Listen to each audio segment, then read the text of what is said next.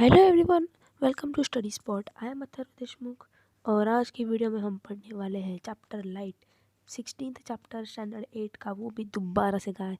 तो स्वागत है एक बार फिर से, और ये वाला होगा गाइस हमारा पार्ट नंबर 2।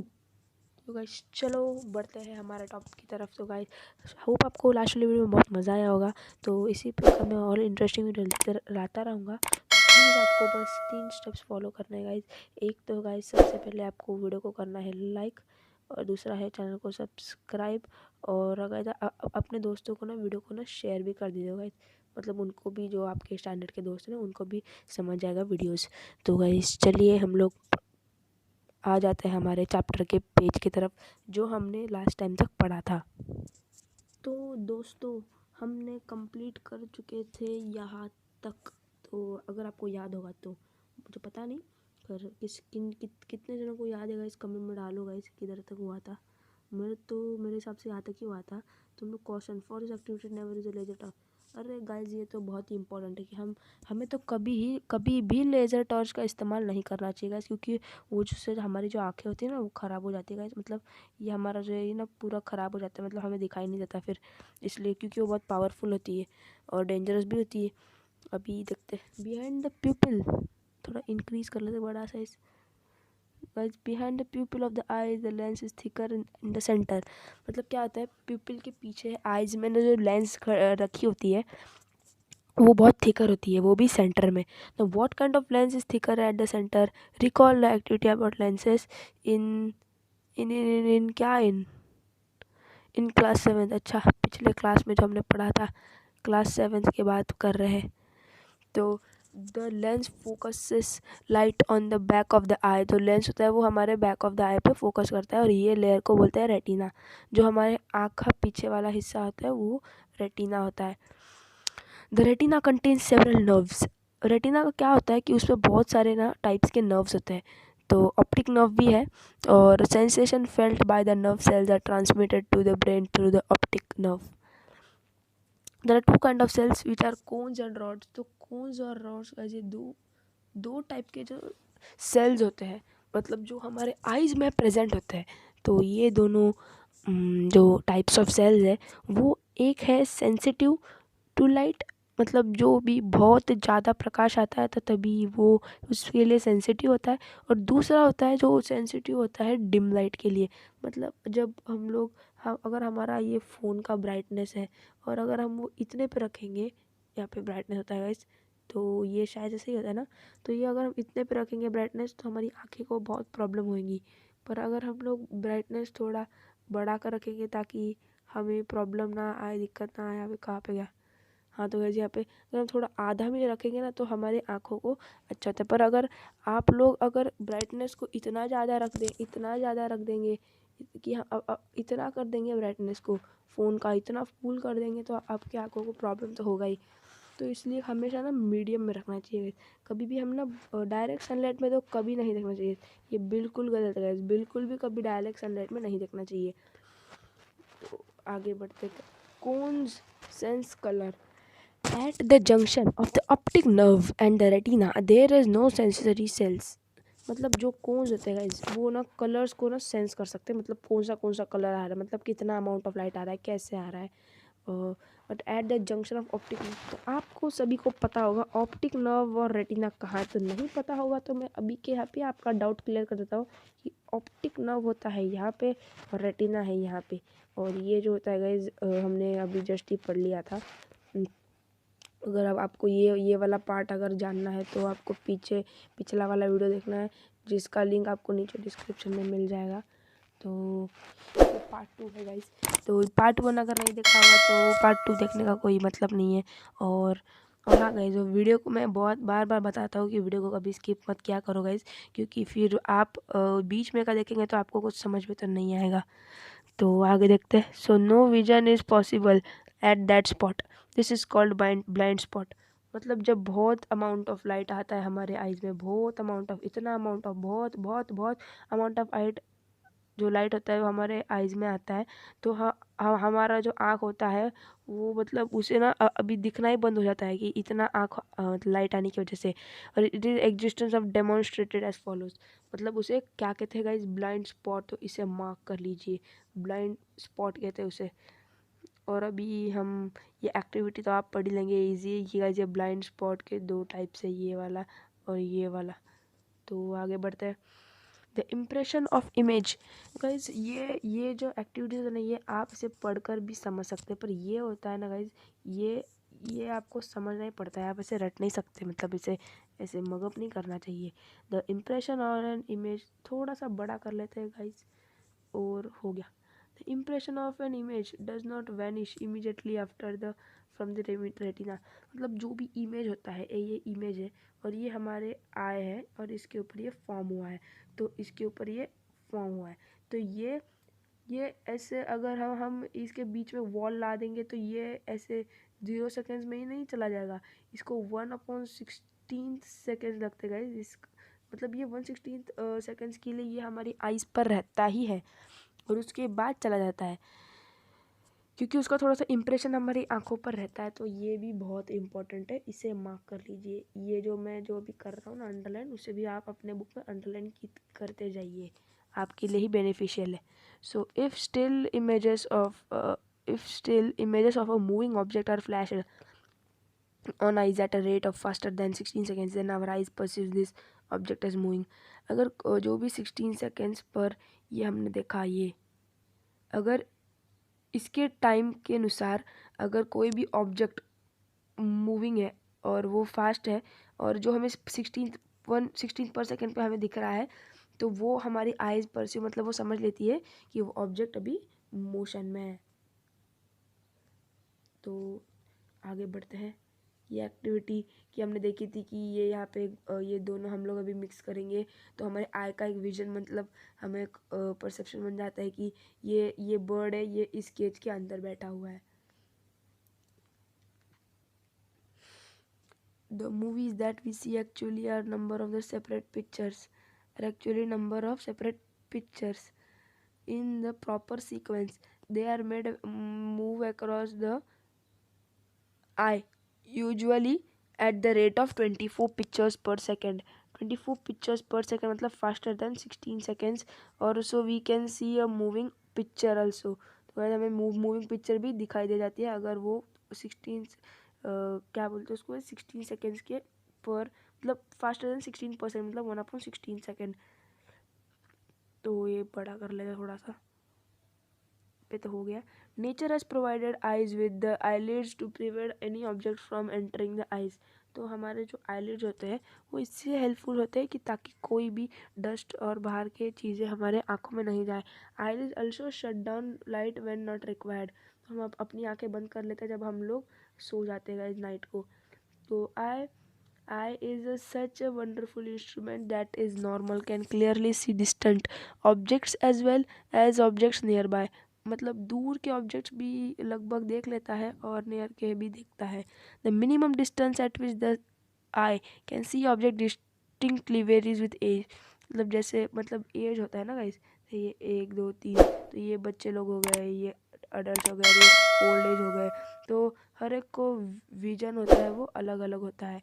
तो कोई ये अच्छे से क्लियर देखते हैं, थोड़ा मीडियम देखते हैं, पर इन केस में तो मतलब उन्हें उतना दिखने को नहीं जमता, तो वो लोग जो स्पेक्टेकल्स होते हैं वो पहन लेते हैं, मतलब जो डॉक्टर उन्हें सजेस्ट करते हैं।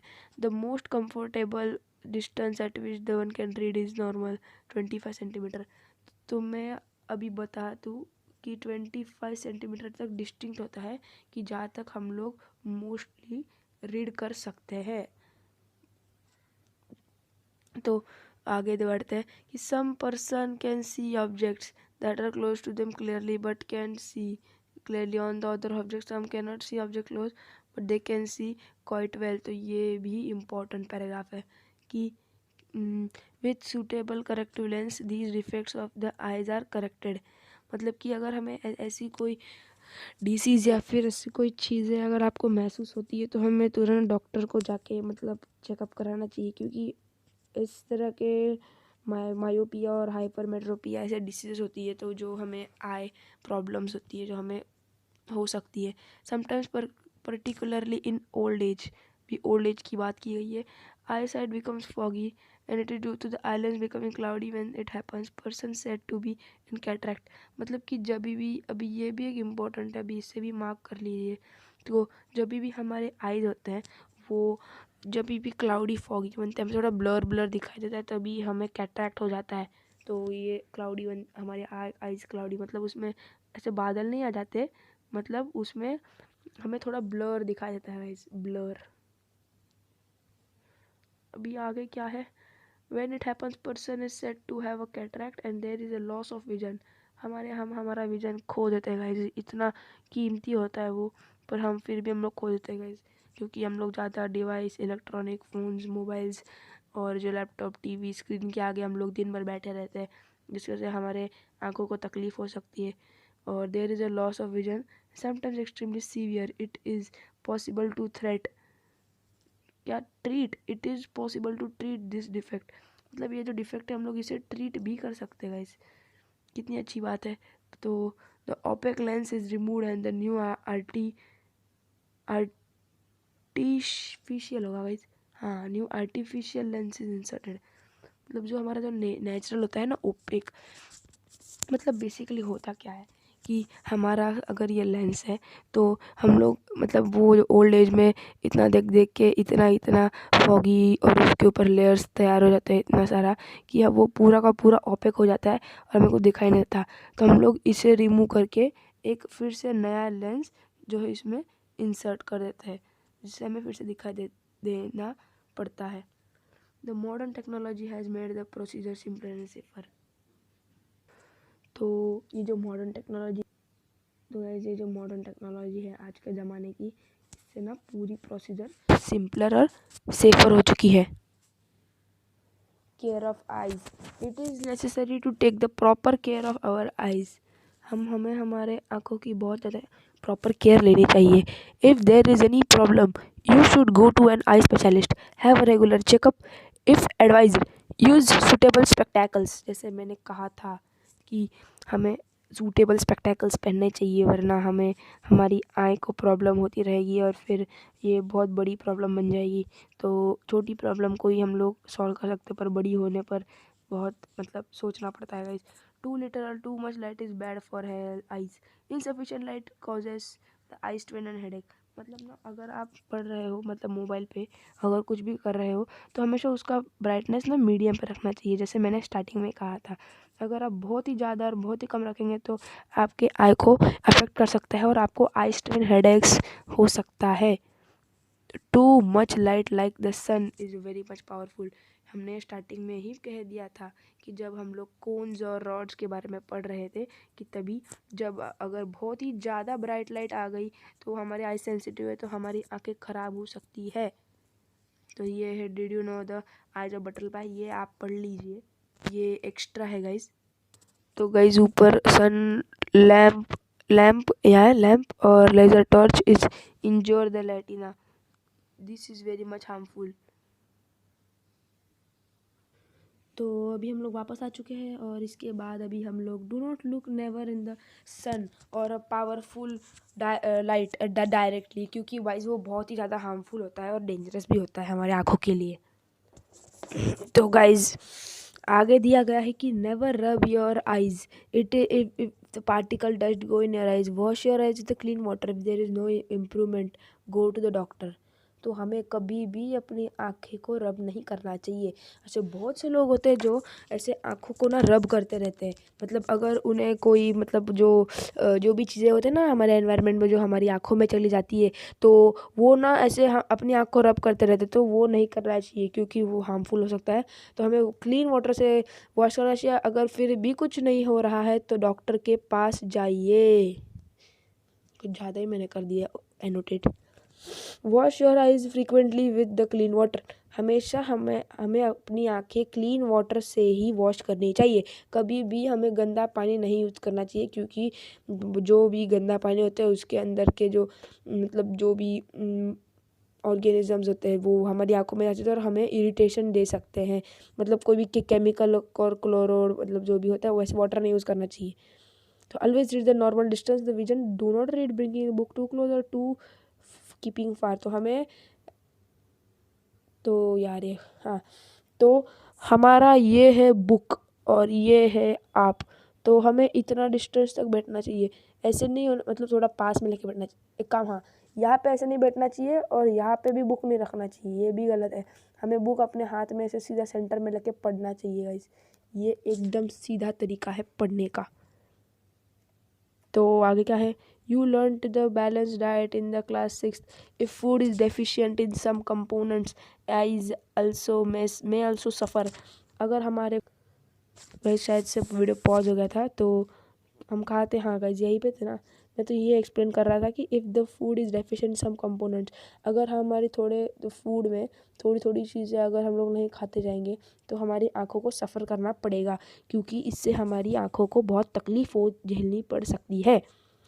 Lack of vitamin A in food stuffs is responsible for many eye troubles. तो गाइज जो भी हमारा आई होता है उसके लिए विटामिन ए बहुत ज़्यादा इम्पॉर्टेंट होता है। आपको पता होगा जैसे सिट्रस फ्रूट्स, नहीं गाइज नहीं, कैरोट खाइए, कैरोट, सिट्रस फ्रूट्स तो विटामिन सी में होता है गाइज, जैसे ऑरेंज तो लेमन, और ये अभी इसमें हम लोग क्या खाना चाहिए, हम कैरोट खाना चाहिए गाइज, कैरोट जो हमें विटामिन देगा ताकि हमारे आई को एकदम स्ट्रॉन्ग रख सके। तो most common among just is the night blindness. अभी नाइट ब्लाइंडनेस क्या है वो अभी हम लोग आगे पढ़ते हैं। तो अभी हम लोग यहाँ पे थे कि नाइट ब्लाइंडनेस क्या होता है। तो one should therefore include the components of vitamin A. तो मैंने पढ़ा नहीं था नाइट ब्लाइंडनेस का। अगर आपको ये नाइट ब्लाइंडनेस और ऐसे बहुत सारे बीमारियाँ नहीं चाहिए और अपनी आँखों को स्ट्रांग और अच्छा रखना है तो उसके लिए आपको विटामिन ए खाना चाहिए, आपको पसंद हो या ना हो उसे खाना इम्पोर्टेंट है। तो ये देखो आ गए हमारे एग्जाम्पल्स, ये है हमारे एग्जाम्पल्स गाइस, एग्जाम्पल्स। तो रो कैरोट होता है, carrot, broccoli and green vegetables such as spinach and the cod liver oil and rich in vitamin ए।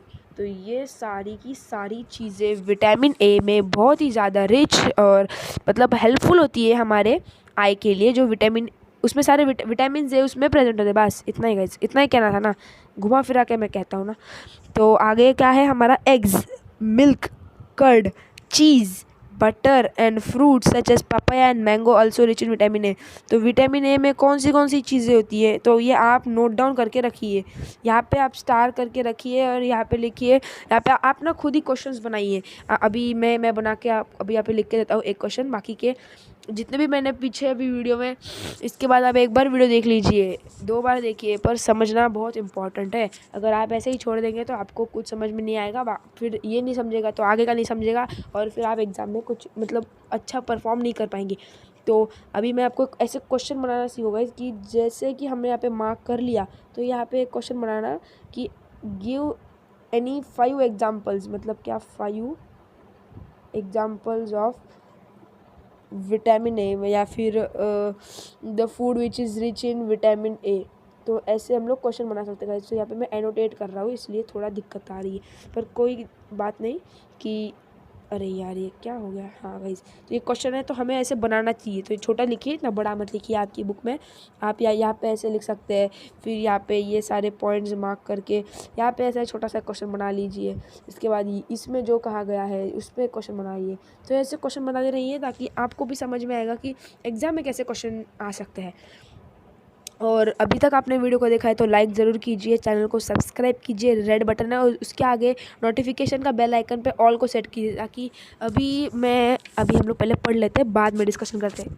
कुछ भी ना guys, visually challenged person can read and right. तो गाइस जो भी विजुअली चैलेंज, जैसे कि आप लुइस ब्रेल थे, वो जब छोटे थे तो उनके फादर के पास जो भी इंस्ट्रूमेंट्स थे तो उन्होंने उसमें से शायद एक स्क्रू ड्राइवर या फिर जो कुछ भी था वो उन्होंने अपनी आँखों में डाल दिया और वो ब्लाइंड हो गए। तो गाइज कितनी बुरी बात हो गई यार।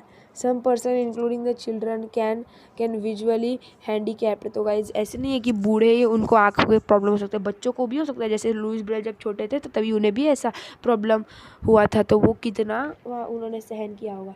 तो there is very limited vision to see things and some persons can not see objects at all since birth. तो जब से वो पैदा हुए तब से वो कोई ऑब्जेक्ट देख ही नहीं सकते, क्योंकि वो विजुअली चैलेंज्ड है और उनकी आंखें वर्क नहीं कर रही थी because due to some problem or eyesight they have lost their eyesight because of a disease. Such person also tried the different identities and touching and listening to voice carefully. They develop their other senses more sharply.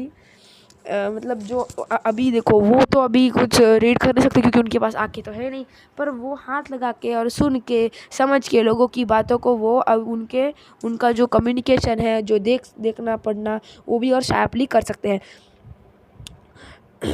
However, additional resources can enable them to develop their capabilities further.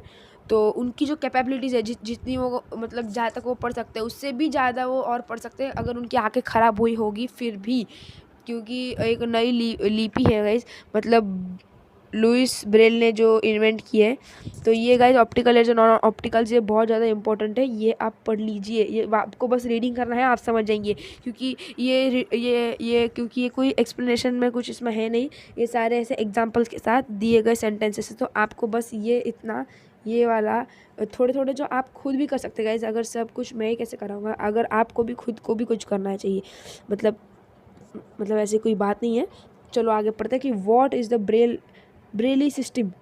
तो Braille system होता क्या है, तो आप में से जो भी जानते हो फटाफट जाके कमेंट में पहले वीडियो पॉज कीजिए और जाके कमेंट में जाके डालिए, क्या कि मैं आंसर ना कह दूँ. तो 3 सेकंड्स का टाइम है गाइज, तो पॉज करके डाल दीजिए और लाइक और सब्सक्राइब करना बिल्कुल मत भूलना. अरे कहाँ पे गया है, भागता बहुत है गाइज ये PDF, मतलब जो भी है. तो द मोस्ट थोड़ा बड़ा कर लेते हैं. The most popular resource for visually challenged is the Braille. तो जो भी रिसोर्स है जो ब्रेल इज़ ब्रेली, मतलब ये रिसोर्स का नाम है. जो ये दिख रहे होगा जिनकी आंखें तो इन्हें दिखाई नहीं देता, ये लुइस ब्रेल है. इन्होंने ही ब्रेल लिपि का इन्वेंशन किया था. और ये जो भी विजुअली चैलेंज मतलब जिन्हें दिख नहीं सकता और वो कुछ कर नहीं पाते, तो उनके लिए ब्रेली सिस्टम निकाली गई थी Louis Braille visually challenged person developed a system for visually challenged person and published it in 1821. तो गाइज अभी मतलब दोस्तों आप ये देखो कि 1821 इतने पहले के ज़माने में उन्होंने ऐसी ब्रेल की सिस्टम इन्वेंट करके निकाली. अभी ये कुछ है एग्जाम्पल्स, तो इसे आपको कोई लर्न करने की ज़रूरत नहीं क्योंकि आने नहीं वाला है, बस आपको दिखाया गया है कि कैसे उन्होंने इन्वेंट किया था. Though the present system was adopted from in the 1932, and there is a Braille code for common languages in mathematics and scientific notation as notation. मतलब scientific notation जैसे ये यहाँ पे ये डॉट्स हो गई है ना. ओ भैया ये PDF ऐसा क्यों होता है यार. हाँ तो ये जो आप देख पा रहे हो ये डॉट्स है, ये है एक्सेट्रा. तो गाइस ये जो कुछ भी है ये सारे ब्रेल सिस्टम के अंदर आ जाते हैं. तो 1 मिनट वेट करते हैं. हाँ तो the present system was adopted in the 1932 and there is a Braille code common for languages mathematics and scientific notation. तो ये दोनों इंपॉर्टेंट है कि मैथमेटिक्स और साइंटिफिक नोटेशन के लिए उन्होंने ये ब्रेल सिस्टम इन्वेंट करके निकाला. तो many Indian languages can read using Braille system. मतलब जो भी मतलब अगर कोई इंडियन हो उसको हिंदी है, इंग्लिश है, मराठी है, गुजराती है, मतलब बहुत सारे लैंग्वेज है जिसमें ये लोग मतलब लुइस ब्रेल ने ऐसी टेक्निक निकाली और आजकल के टेक्नोलॉजी की वजह से भी ये मतलब इन्वेंट कर चुके हैं कि बहुत सारे लैंग्वेजेस में कर सकते थे. पहले कुछ ही लैंग्वेजेस में ये मतलब था, पर अभी बहुत सारे लैंग्वेजेस भी हम लोग कर सकते हैं. तो अब मैं ये भी करा देता हूँ कि ब्रेल सिस्टम में 63 dots pattern and the characters and each character represents a letter and each combination. तो ये लेटर होता है जिसमें combination of letters, a common word or a grammatical sign, and dots are arranged as cells into the 2 vertical 3 dots each. तो इसमें हम लोग अभी क्या पढ़ रहे थे कि ब्रेली सिस्टम में क्या होता है, 63 पैटर्न्स होते हैं और कैरेक्टर्स डॉट्स सिस्टम होता है और वैसे ही है.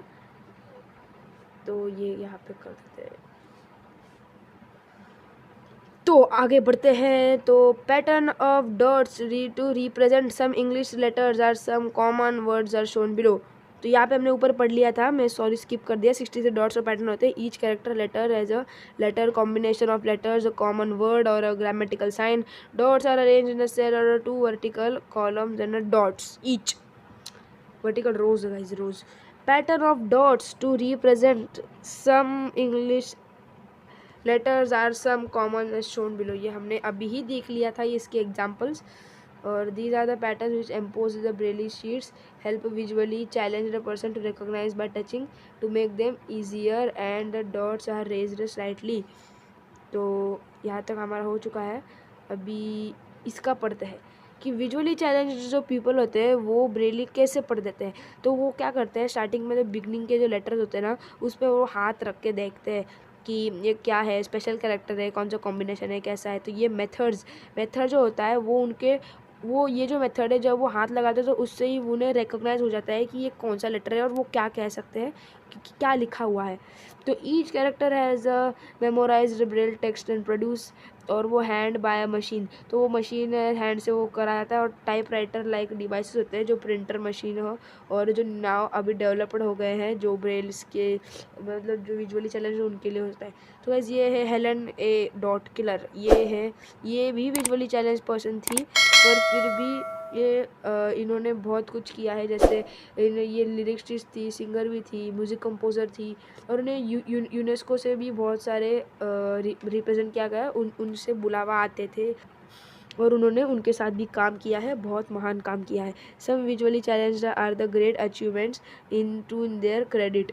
मतलब वो विजुअली चैलेंज थी, फिर भी उन्होंने बहुत सारे महान काम किए ताकि और लोग आज भी उन्हें क्रेडिट देते हैं। तो Diwakar child prodigy has given amazing performance as a singer. तो ये था एक जो चाइल्ड प्रोजेडी है, उसमें अमेजिंग उन्होंने बहुत अच्छा परफॉर्मेंस किया था। और रविंद्र जैन वो भी बोर्न कम्प्लीटली विजुअली चैलेंज्ड, और वो विजुअली चैलेंज्ड थे। और जो भी तो ये रुको, हाँ, तो वो भी विजुअली चैलेंज थे और उन्हें ना संगीत प्रभाकर में degree from Allahabad, and he shown his excellence as a lyricist, singer and music composer. और पर ये सारी चीज़ें हेलन केलर में भी थी, और हेलन केलर ने ये सारी चीज़ें करके भी वो लेक्चरर भी बनी, और उन्होंने बहुत सारे लेक्चर्स भी दिए और इंस्पायरिंग टॉक्स होते हैं ना गाइस, जैसे जो बड़े बड़े लोग देते हैं, वो चैलेंज पर्सन ने दिया, मतलब कितनी बड़ी बात है। She loss her site from 18 months old, जब से वो पैदा हुई थी तभी उसे आंखें थी, पर जब 18 मंथ्स ओल्ड हुई तब उसने अपनी आंखें लॉस कर दी। But because of her resolve courage she could complete her graduation from the university. मतलब वो विजुअली चैलेंज थी, पर फिर भी उन्होंने जो यूनिवर्सिटी में से ग्रेजुएशन अपना कंप्लीट कर दिया। मतलब ये बहुत बड़ा अचीवमेंट है। She wrote a number of books including the story of my life. इन्होंने एक बुक भी लिखी है जिसका नाम है स्टोरी ऑफ माई लाइफ। तो इसके आगे हम लोग अभी देख लेते हैं क्या है। तो यहाँ तक तो हमने पढ़ लिया है। तो गाइस ख़त्म गाइस दोस्तों, यहाँ पे हमारा चैप्टर ख़त्म हो जाता है। यहाँ पे थोड़े कीवर्ड्स है वो हम लोग देख लेते हैं जो हमने अभी पढ़े थे। Angle of incidence, angle of reflection, blind spot, braille, cones, cornea, diffusion, reflection, dispersion, incident ray, iris, kaleidoscope, lateral inversion, और उसके बाद laws of reflection, pupil, reflected rays, reflection, regular reflection, retina और रॉड्स। और ये थोड़े important points हैं, अगर आप ये सारे पॉइंट्स एक बार रीड कर लेंगे तो आपको चैप्टर पूरा क्रिस्टल क्लियर हो जाएगा, आपको कुछ भी डाउट नहीं बचेगा। ये क्वेश्चन आंसर है गाइस, और यहाँ पे हमारा चैप्टर हो जाता है खत्म। तो गाइस आज की वीडियो में इतना ही।